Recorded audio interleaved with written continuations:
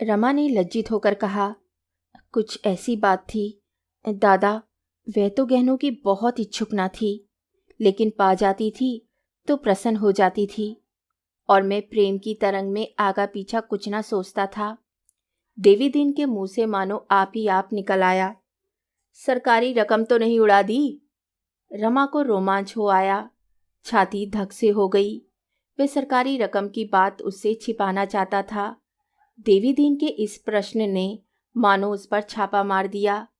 वह कुशल सैनिक की भांति अपनी सेना को घाटियों से जासूसों की आंख बचाकर निकाल ले जाना चाहता था, पर इस छापे ने उसकी सेना को अस्त व्यस्त कर दिया। उसके चेहरे का रंग उड़ गया। वह एकाएक कुछ निश्चय ना कर सका कि इसका क्या जवाब दूं। देवी दीन ने उसके मन का भाव भाप कर कहा, प्रेम बड़ा बेढब होता है भैया, बड़े बड़े चूक जाते हैं। तुम तो अभी लड़के हो, गबन के हजारों मुकदमे हर साल होते हैं। तहकीकात की जाए तो सबका कारण एक ही होगा, गहना। 10-20 वारदात तो मैं आंखों देख चुका हूं। यह रोग ही ऐसा है। औरत मुंह से तो यही कहे जाती है कि यह क्यों लाए, वह क्यों लाए, रुपए कहाँ से आवेंगे, लेकिन उसका मन आनंद से नाचने लगता है। यहीं एक डाक बाबू रहते थे, बेचारे ने छुरी से गला काट लिया। एक दूसरे मियाँ साहब को मैं जानता हूँ, जिनको 5 साल की सजा हो गई, जेल में मर गए। एक तीसरे पंडित जी को जानता हूँ, जिन्होंने अफीम खाकर जान दे दी। बुरा रोग है भाई, दूसरों को क्या कहूँ, मैं ही 3 साल की सजा काट चुका हूँ।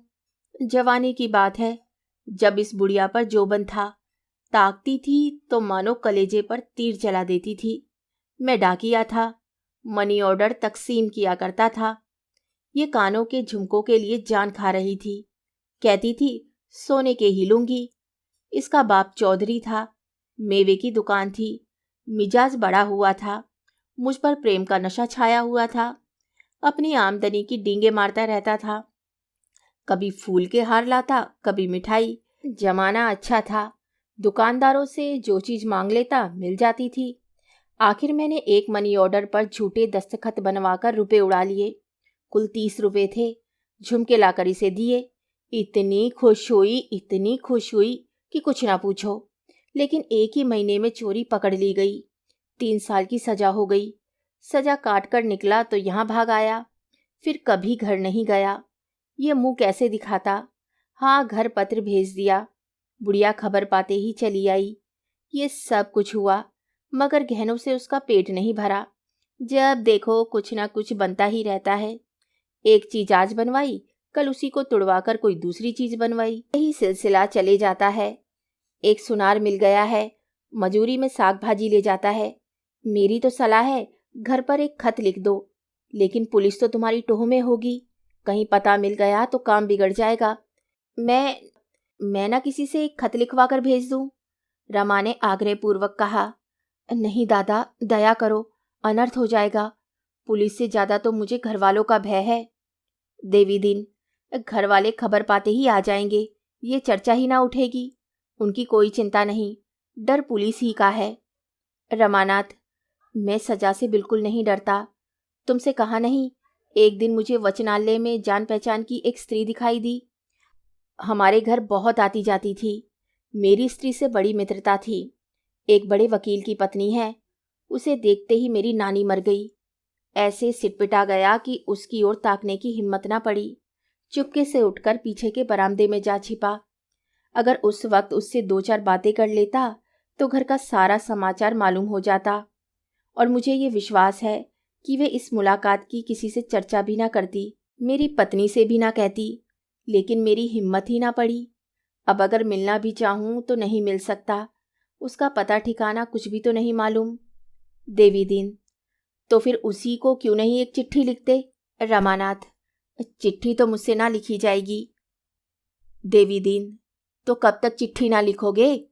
देखा जाएगा, पुलिस तुम्हारी टोह में होगी। देवी दीन चिंता में डूब गया। रमा को भ्रम हुआ, शायद पुलिस का भय से चिंतित कर रहा है। बोला, हाँ, इसकी शंका मुझे हमेशा बनी रहती है। तुम देखते हो, मैं दिन को बहुत कम घर से निकलता हूँ। लेकिन मैं तुम्हें अपने साथ घसीटना नहीं चाहता। मैं तो जाऊंगा ही, तुम्हें क्यों उलझन में डालूं। सोचता हूं कहीं और चला जाऊं, किसी ऐसे गांव में जाकर रहूं जहां पुलिस की गंध भी ना हो। देवी दीन ने गर्व से सिर उठाकर कहा, मेरे बारे में तुम कुछ चिंता ना करो भैया, यहाँ पुलिस से डरने वाले नहीं हैं। किसी परदेशी को अपने घर ठहराना पाप नहीं है। हमें क्या मालूम किसके पीछे पुलिस है। यह पुलिस का काम है, पुलिस जाने। मैं पुलिस का मुखबिर नहीं, जासूस नहीं, गोइंदा नहीं। तुम अपने को बचाए रहो, देखो भगवान क्या करते हैं। हाँ, कहीं बुढ़िया से ना कह देना, नहीं तो उसके पेट में पानी ना बचेगा। दोनों एक क्षण चुपचाप बैठे रहे। दोनों इस प्रसंग को इस समय बंद कर देना चाहते थे। सहसा देवी दीन ने कहा, क्यों भैया, कहो तो मैं तुम्हारे घर चला जाऊं। किसी को कानो कान खबर तक ना होगी। मैं इधर उधर से सारा ब्यौरा पूछाऊंगा। तुम्हारे पिता से मिलूंगा, तुम्हारी माता को समझाऊंगा, तुम्हारी घरवाली से बातचीत करूंगा। फिर जैसा उचित जान पड़े वैसा करना। रमा ने मन ही मन प्रसन्न होकर कहा, लेकिन कैसे पूछोगे दादा? लोग कहेंगे ना कि तुम्हारा इन बातों से क्या मतलब। देवी दीन ने ठट्टा मारकर कहा, भैया, इससे सहज तो कोई काम ही नहीं। एक जनेऊ गले में डाला और ब्राह्मण बन गए। फिर चाहे हाथ देखो, चाहे कुंडली बाचो, चाहे सगुन बिचारो, सब कुछ कर सकते हो। बुढ़िया भिक्षा लेकर आवेगी, उसे देखते ही कहूंगा, माता, तेरे को पुत्र के परदेश जाने का बड़ा कष्ट है। क्या तेरा कोई पुत्र विदेश गया है? इतना सुनते ही घर भर के लोग आ जाएंगे। वह भी आवेगी, उसका हाथ देखूंगा। इन बातों में मैं पक्का हूं भैया, तुम निश्चिंत रहो। कुछ कमा लाऊंगा, देख लेना। माघ मेला भी होगा, स्नान करता आऊंगा। रमा की आंखें मनोल्लास से चमक उठी। उसका मन मधुर कल्पनाओं के संसार में जा पहुंचा। जल्पा उसी वक्त रतन के पास दौड़ी जाएगी। दोनों भांति भांति के प्रश्न करेंगी। क्यों बाबा, वे कहाँ गए हैं? अच्छी तरह है ना? कब तक घर आवेंगे? कहीं बाल बच्चों की सुधि आती है उनको? वहां किसी कामिनी के माया जाल में तो नहीं फंस गए? दोनों शहर का नाम भी पूछेंगी। कहीं दादा ने सरकारी रुपए चुका लिए हों तो मजा आ जाए। तब एक ही चिंता रहेगी। देवी दिन बोला, तो है ना सलाह? रमानाथ, कहाँ जाएंगे दादा? कष्ट होगा। माघ का स्नान भी तो करूंगा, कष्ट के बिना कहीं पुण्य होता है? मैं तो कहता हूं तुम भी चलो। मैं वहां सब रंग ढंग देख लूंगा, मगर देखना कि मामला टिचन है तो चैन से घर चले जाना। कोई खटका मालूम हो तो मेरे साथ ही लौट आना। रमा ने हंसकर कहा, कहाँ की बात करते हो दादा, मैं यूं कभी ना जाऊंगा। स्टेशन पर उतरते ही कहीं पुलिस का सिपाही पकड़ ले तो बस। देवी दिन ने गंभीर होकर कहा, सिपाही क्या पकड़ लेगा? दिल लगी है, मुझसे कहो, मैं प्रयागराज के थाने में ले जाकर खड़ा कर दूं। अगर कोई तिरछी आंखों से भी देख ले तो मूछे मुंडा लूं। ऐसे भला सैकड़ों खूनियों को जानता हूं जो यहाँ कलकत्ता में रहते हैं, पुलिस के अफसरों के साथ दावतें खाते हैं। पुलिस उन्हें जानती है, फिर भी उनका कुछ नहीं कर सकती। रुपए में बड़ा बल है भैया। रमा ने कुछ जवाब ना दिया। उसके सामने ये नया प्रश्न आ खड़ा हुआ, जिन बातों को वे अनुभव ना होने के कारण महाकष्ट के समान समझता था, उन्हें उस बूढ़े ने निर्मूल कर दिया। और बूढ़ा शेखीबाजों में नहीं है। वह मुंह से जो कहता है उसे पूरा कर दिखाने की सामर्थ्य रखता है। उसने सोचा, तो क्या मैं सचमुच देवी दीन के साथ घर चला जाऊं? यहाँ कुछ रुपए मिल जाते तो नए सूट बनवा लेता, फिर शान से जाता। वह उस अवसर की कल्पना करने लगा जब वे नया सूट पहने हुए घर पहुंचेगा। उसे देखते ही गोपी और विशंभर दौड़ेंगे। भैया आए, भैया आए। दादा निकल आएंगे। अम्मा को पहले विश्वास ना आएगा, मगर जब दादा जाकर कहेंगे, हाँ आ तो गए, तब वे रोती हुई द्वार की ओर चलेगी। उसी वक्त मैं पहुंचकर उनके पैरों पर गिर पड़ूंगा। जल्पा वहां ना आएगी, वे मान किए बैठी रहेगी। रमा ने मन ही मन वह वाक्य भी सोच लिए जो वे जल्पा को मनाने के लिए कहेगा। शायद रुपए की चर्चा ही ना हो। इस विषय पर कुछ कहते हुए सभी को संकोच होगा। अपने प्रियजनों से जब कोई अपराध हो जाता है तो हम व्यवहार करते हैं कि उसे हमारी ओर से जरा भी भ्रम ना हो। वे भूल कर भी यह ना समझे कि मेरी अपकीर्ति हो रही है। देवी दीन ने पूछा, क्या सोच रहे हो, चलोगे ना? रमा ने दबी जबान से कहा। तुम्हारी इतनी दया है तो चलूँगा, मगर पहले तुम्हें मेरे घर जाकर पूरा पूरा समाचार लाना पड़ेगा। अगर मेरा मन ना भरा तो मैं लौट आऊँगा, देवी दीन ने दृढ़ता से कहा। मंजूर, रमा ने संकोच से आंखें नीची करके कहा। एक बात और है। क्या बात है, कहो। मुझे कुछ कपड़े बनवाने पड़ेंगे। बन जाएंगे रमानाथ, और मैं तुम्हारी गुरु दक्षिणा भी वहीं दे दूंगा। गुरु दक्षिणा भी मुझी को देनी पड़ेगी। मैंने तुम्हें 4 हरफ अंग्रेजी पढ़ा दिए, तुम्हारा इससे कोई उपकार ना होगा। तुमने मुझे पाठ पढ़ाए हैं, उन्हें मैं उम्र भर नहीं भूल सकता। मुंह पर बड़ाई करना खुशामद है, लेकिन दादा माता पिता के बाद जितना प्रेम मुझे तुमसे है उतना और किसी से नहीं। तुमने ऐसे गाढ़े समय मेरी बाँह पकड़ी जब मैं बीच धार में बहा जा रहा था। ईश्वर ही जाने अब तक मेरी क्या गति हुई होती, किस घाट लगा होता। देवी दीन ने चुहल से कहा। और जो कहीं तुम्हारे दादा ने मुझे घर में न घुसने दिया तो? रमा ने हंसकर कहा। दादा तुम्हें अपना बड़ा भाई समझेंगे, तुम्हारी इतनी खातिर करेंगे कि तुम ऊब जाओगे। चलपा तुम्हारे चरण धो धो पिएगी, तुम्हारी इतनी सेवा करेगी कि जवान हो जाओगे। देवी दीन ने हंसकर कहा। तब तो बुढ़िया डहा के मारे जल मरेगी, मानेगी नहीं। नहीं तो मेरा जी चाहता है कि हम दोनों यहाँ से अपना डेरा डंडा लेकर चलते और वहीं अपनी सिरकी तानते। तुम लोगों के साथ जिंदगी के बाकी दिन आराम से कट जाते, मगर इस चुड़ैल से कलकत्ता ना छोड़ा जाएगा। तो बात पक्की हो गई ना? हाँ हाँ, पक्की ही है। दुकान खुले तो चलें, अब कपड़े आज ही सिलने को दे दें। देवी दीन के चले जाने के बाद रमा बड़ी देर तक आनंद कल्पनाओं में मग्न बैठा रहा। जिन भावनाओं को उसने अभी मन में आश्रय न दिया था, जिनकी गहराई और विस्तार और उद्वेग से वे इतना भयभीत था कि उनमें फिसलकर डूब जाने के भय से चंचल मन को उधर भटकने भी न देता था, उसी अथाह और अछूर कल्पना सागर में वे आज स्वच्छंद रूप से क्रीड़ा करने लगा। उसे अब एक नौका मिल गई थी। वह त्रिवेणी की सैर, वह अल्फ्रेड पार्क की बहार, वह खुसरो बाग का आनंद, वह मित्रों के जलसे, सब याद आ आकर हृदय को गुदगुदाने लगे। रमेश उसे देखते ही गले लिपट जाएंगे। मित्रगण पूछेंगे, कहाँ गए थे यार, खूब सैर की? रतन उसकी खबर पाते ही दौड़ी आएगी और पूछेगी, तुम कहाँ ठहरे थे बाबूजी? मैंने सारा कलकत्ता छान मारा। फिर जलपा की मान प्रतिमा सामने आ खड़ी हुई। सहसा देवी दीन ने आकर कहा, अब भैया 10 बज गए, चलो बाजार होते आवे। रमा ने चौंक कर पूछा, क्या क्या 10 बज गए? देवी दीन, 10 नहीं 11 का अमल होगा। रमा चलने को तैयार हुआ, लेकिन द्वार तक आकर रुक गया। देवी दीन ने पूछा, क्यों खड़े कैसे हो गए? तुम ही चले जाओ, मैं जाकर क्या करूँगा? क्या डर रहे हो? नहीं नहीं, डर नहीं रहा हूँ, मगर क्या फ़ायदा? देवी दीन, मैं अकेले जाकर क्या करूँगा? मुझे क्या मालूम तुम्हें कौन कपड़ा पसंद है? चलकर अपनी पसंद से ले लो, वहीं दर्जी को दे देंगे।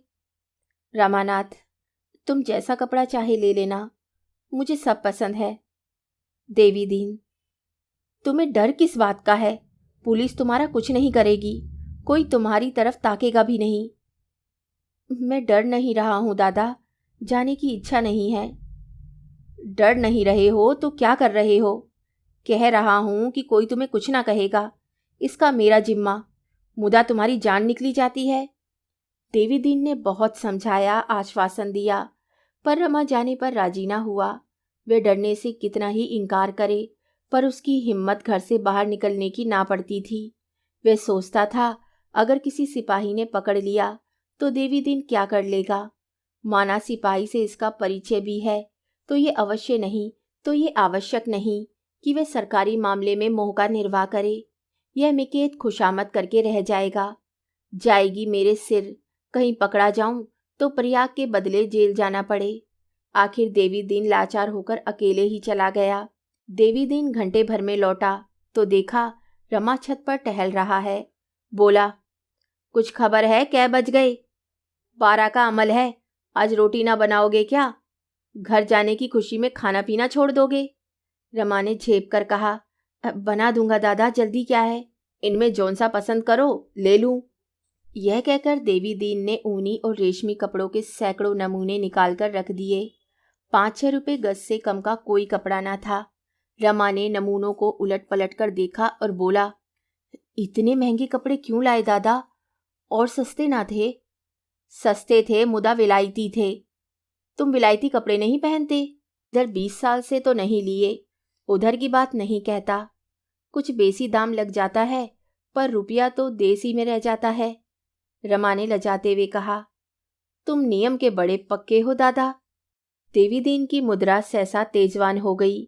उसकी बुझी हुई आंखें चमक उठी, देह की नसें तन गई। अकड़कर बोला, जिस देश में रहते हैं, जिसका अंजल खाते हैं, उसके लिए इतना भी ना करें तो जीने को धिक्कार है। 2 जवान बेटे इसी सुदेसी की भेंट कर चुका हूं भैया। ऐसे ऐसे पट्टे थे कि तुमसे क्या कहें। दोनों विदेशी कपड़ों की दुकान पर तैनात थे। क्या मजाल थी कि कोई गाहक दुकान पर आ जाए। हाथ जोड़कर, घिघियाकर, धमकाकर, लजवाकर सबको उधर लेते थे। बाजार में सियार लौटने लगे। सबों ने जाकर कमिश्नर से फरियाद की। सुनकर आग हो गया। 20 गोजी गोरे भेजे कि अभी जाकर बाजार से पहरे उठा दो। गोरों ने दोनों भाइयों से कहा, यहाँ से चले जाओ। मुदा वे अपनी जगह से जो भर न हिले। भीड़ लग गई। गोरे उन पर घोड़े चढ़ा लाते थे, पर दोनों चट्टान की तरह डटे खड़े थे। आखिर जब इस तरह कुछ बस न चला तो सबों ने डंडों से पीटना शुरू किया। दोनों वीर डंडे खाते थे पर जगह से न हिलते थे। जब बड़ा भाई गिर पड़ा तो छोटा उसकी जगह पर आ खड़ा हुआ। अगर दोनों अपने डंडे संभाल लेते तो भैया उन 20 को मार भगाते, लेकिन हाथ उठाना तो बड़ी बात है, सिर तक न उठाया। अंत में छोटा भी वहीं गिर पड़ा। दोनों को लोगों ने उठाकर अस्पताल भेजा। उसी रात को दोनों सिधार गए। तुम्हारे चरण छूकर कहता हूं भैया, उस बखत ऐसा जान पड़ता था कि मेरी छाती गज भर की हो गई है। पांव जमीन पर न पड़ते थे। यही उमंग आती थी कि भगवान ने औरों को पहले ना उठा लिया होता तो इस समय उन्हें भी भेज देता। जब अर्थी चली है तो 1 लाख आदमी साथ थे। बेटों को गंगा में सौंपकर मैं सीधे बाजार पहुंचा और उसी जगह खड़ा हुआ जहां दोनों वीरों की लाश गिरी थी। गाहक के नाम चिड़िए का पूत तक दिखाई न दिया। 8 दिन वहां से हिला तक नहीं। बस भोर के समय आधा घंटे के लिए घर जाता था और नहा धोकर कुछ जलपान करके चला आता था। 9वें दिन दुकानदारों ने कसम खाई कि विलायती कपड़े अब ना मंगावेंगे। तब पहरे उठा लिए गए। तब से विदेशी दिया सलाई तक घर में नहीं लाया। रमा ने सच्चे दिल से कहा, दादा तुम सच्चे वीर हो। और वे दोनों लड़के भी सच्चे योद्धा थे। तुम्हारे दर्शन से आंखें पवित्र होती हैं। देवी दीन ने इस भाव से देखा मानो इस बड़ाई को वे बिल्कुल अतिशयोक्ति नहीं समझता। शहीदों की शान से बोला, इन बड़े बड़े आदमियों के लिए कुछ ना होगा, इन्हें बस रोना आता है। छोकरियों की भांति बिसुड़ने के सिवा इनसे और कुछ नहीं हो सकता। बड़े बड़े देशभक्तों को बिना विलायती शराब के चैन नहीं आता। उनके घर में जाकर देखो तो एक भी देसी चीज ना मिलेगी। दिखाने को 10-20 कुर्ते गाड़े के बनवा लिए। घर का और सब सामान विलायती है। सबके सब भोग विलास में अंधे हो रहे हैं, छोटे भी और बड़े भी। उस पर दावा यह है कि देश का उद्धार करेंगे। अरे तुम क्या देश का उद्धार करोगे? पहले अपना उद्धार तो कर लो। गरीबों को लूटकर विलायत का घर भरना तुम्हारा काम है। इसीलिए तुम्हारा इस देश में जन्म हुआ है। हाँ, रोए जाओ, विलायती शराबें उड़ाओ, विलायती मोटरें दौड़ाओ, विलायती मुरब्बे और अचार रखो, विलायती बर्तनों में खाओ, विलायती दवाइयाँ पियो, पर देश के नाम को रोए जाओ। मुदा इस रोने से कुछ ना होगा। रोने से माँ दूध पिलाती है, शेर अपना शिकार नहीं छोड़ता। रो उसके सामने जिसमें दया और धर्म हो। तुम धमका कर ही क्या कर लोगे? जिस धमकी में कुछ दम नहीं है उस धमकी की परवाह कौन करता है? एक बार यहाँ एक बड़ा भारी जलसा हुआ। एक साहब बहादुर बड़े होकर खूब उछले। यदि जब वे नीचे आए तब मैंने उनसे पूछा, साहब सच बताओ, जब तुम स्वराज का नाम लेते हो तो उसका कौन सा रूप तुम्हारी आंखों के सामने आता है? तुम भी बड़ी बड़ी तलब लोगे, तुम भी अंग्रेजों की तरह बंगलों में रहोगे, पहाड़ों की हवा खाओगे, अंग्रेजी ठाट बनाए घूमोगे। इस स्वराज्य से देश का क्या कल्याण होगा? तुम्हारी और तुम्हारे भाई बंदों की जिंदगी भले ही आराम और ठाठ से गुजरे, पर देश का कोई भला न होगा। बस बगले झांकने लगे। तुम दिन में 5 बेर खाना चाहते हो, और वह भी बढ़िया माल। गरीब किसान को 1 जून सूखा चबेना नहीं मिलता, उसी का रक्त चूसकर तो सरकार तुम्हें रुपए देती है। तुम्हारा ध्यान कभी उनकी ओर जाता है? अभी तुम्हारा राज नहीं है, तब तो तुम भोग विलास पर इतना मरते हो। जब तुम्हारा राज हो जाएगा, तब तो तुम गरीब को पीस कर पी जाओगे। रमा भद्र समाज पर ये आक्षेप ना सुन सका। आखिर वह भी तो भद्र समाज का ही एक अंग था। बोला, यह बात तो नहीं है दादा कि पढ़े लिखे लोग किसानों का ध्यान नहीं करते। उनमें से कितने ही खुद किसान थे या हैं। उन्हें अगर विश्वास हो जाए कि हमारे कष्ट उठाने से किसानों का कोई उपकार होगा और जो बचत होगी वह किसानों के लिए खर्च की जाएगी, तो वे खुशी से कम वेतन पर काम करेंगे। लेकिन जब वे देखते हैं कि बचत दूसरे हड़प जाते हैं, तो वे सोचते हैं अगर दूसरों को ही खाना है तो हम क्यों ना खाएं। देवी दिन, तो सुराज मिलने पर 10-10, 5-5 हजार के अफसर नहीं रहेंगे, वकीलों की लूट नहीं रहेगी, पुलिस की लूट बंद हो जाएगी। एक क्षण के लिए रमा सिटपिटा गया। इस विषय में उसने खुद कभी विचार न किया था, मगर तुरंत ही उसे जवाब सूझ आया। बोला, दादा, तब तो सभी काम बहुमत से होगा। अगर बहुमत कहेगा कि कर्मचारियों के वेतन घटा दिए जाएं, तो घट जाएंगे। देहातों के संगठनों के लिए भी बहुमत जितने रुपए मांगेगा मिल जाएंगे। कुंजी बहुमत के हाथ में रहेगी, और अभी 10-5 बरस चाहे ना हो, लेकिन आगे चलकर बहुमत किसानों और मजूरों का ही हो जाएगा। देवीदीन ने मुस्कुराकर कहा, भैया, तुम भी इन बातों को समझते हो। यही मैंने भी सोचा था। भगवान करे कुछ दिन और जीऊं। मेरा पहला सवाल यह होगा कि विलायती चीजों पर दुगना महसूल लगाया जाए और मोटरों पर चौगुना। अच्छा, अब भोजन बनाओ। सांझ को चलकर कपड़े दर्जी को दे देंगे, मैं भी जब तक खा लूं। शाम को देवीदीन ने आकर कहा, चलो भैया, अब तो अंधेरा हो गया। रमा सिर पर हाथ धरे बैठा हुआ था, मुख पर उदासी छाई हुई थी। बोला, दादा, मैं घर ना जाऊंगा। देवीदीन ने चकित होकर पूछा, क्यों, क्या बात हुई? रमा की आंखें सजल हो गई। बोला, कौन सा मुंह लेकर जाऊं दादा, मुझे तो डूब मरना चाहिए था। ये कहते कहते वे खुलकर रो पड़ा। वह वेदना जो अब तक मूर्छित पड़ी थी, शीतल जल के ये छींटे पाकर सचेत हो गई, और उसके क्रंदन ने रमा के सारे अस्तित्व को छेद डाला। इसी क्रंदन के भय से वह उसे छेड़ता ना था, उसे सचेत करने की चेष्टा न करता था। संयत विस्मृति से उसे अचेत ही रखना चाहता था, मानो कोई दुखदायिनी माता अपने बालक को इसलिए जगाते डरती हो कि वे तुरंत खाने को मांगने लगेगा।